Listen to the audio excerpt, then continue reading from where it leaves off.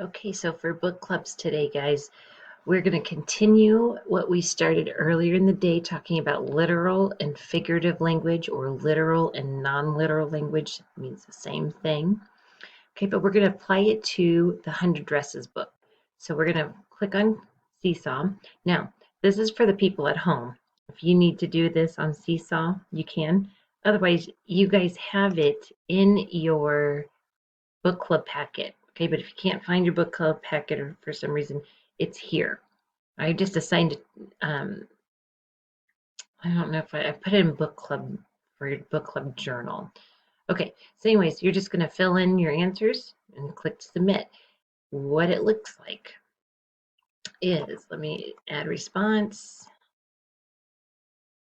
is it's a little bit of review again about literal language versus figurative language.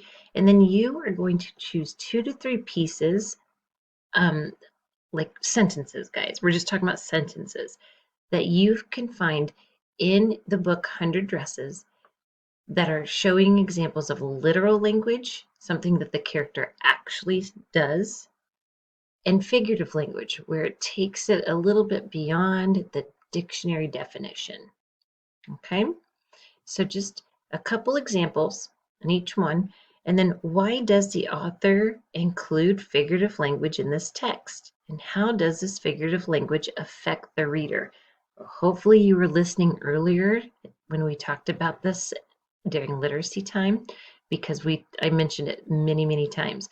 If you can't remember, please go back to the literacy video and listen to that lesson again, okay? Because the answer is in there over and over and over. Okay, so you guys are going to complete this in your book club packet. If you are at home or for some reason can't find your book club packet, you may do it here on Seesaw. Just make sure you click this check mark. Okay, and don't forget, tonight you are reading chapter 6 and you are doing the vocabulary and the signpost paper. So if you get done with this early, I'm not sure that you will, but if you do finish early, you can go ahead and get started on your reading or your vocabulary. It's fine. If you're having trouble and you want to work in your book clubs to complete this paper, that is fine with me too. Okay. Make sure you check in if you have any questions, guys. Hope you had a good day. Talk to you tomorrow.